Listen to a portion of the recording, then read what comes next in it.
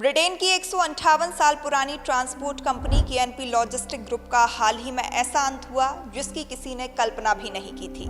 महज एक कमजोर पासवर्ड ने कंपनी को ऐसा नुकसान पहुंचाया कि एक साइबर हमले के बाद 700 से ज्यादा कर्मचारी बेरोजगार हो गए और कंपनी को अपने दरवाजे बंद करने पड़े।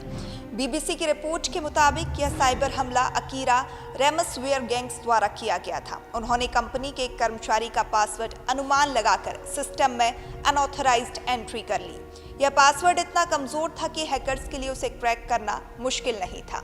एक बार सिस्टम में पहुंचने के बाद उन्होंने पूरे डेटा को एनक्रिप्ट कर दिया, इंटरनल सिस्टम को लॉक कर दिया और एक्सेस की बहाली के लिए फिरौती की मांग की। हैकर्स ने जो फिरौती नोट छोड़ा उसमें लिखा, अगर आप ये पढ़ रहे हैं तो इसका मतलब है कि आपकी कंपनी का इंटरनल सिस्टम खत्म हो चुका है। अब गुस्से और आंसुओं को छोड़कर बात करने का वक्त है। हालांकि फिरौती की रकम का खुलासा नहीं किया गया। यह फिरौती लगभग 5 मिलियन पाउंड यानी 50 करोड़ से अधिक हो सकती है। दुर्भाग्यवश कंपनी इसे चुका नहीं सकी और आखिरकार कंपनी का पतन हो गया। केएनपी के डायरेक्टर पॉल एबॉट ने बाद में पुष्टि की कि इस पूरे डेटा ब्रिज की जड़ एक कॉम्प्रोमाइज्ड पासवर्ड था। यह दिखाता है कि कभी-कभी छोटी सी गलती पूरे संगठन को बर्बाद कर सकती है। अब सबसे जरूरी कदम है कि साइबर अटैक से कैसे बचा जाए।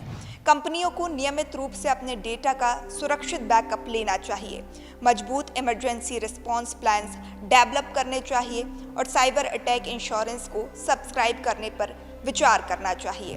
इससे फाइनेंशियल जोखिम कम होता है और आपातकाल में मदद मिल सकती है।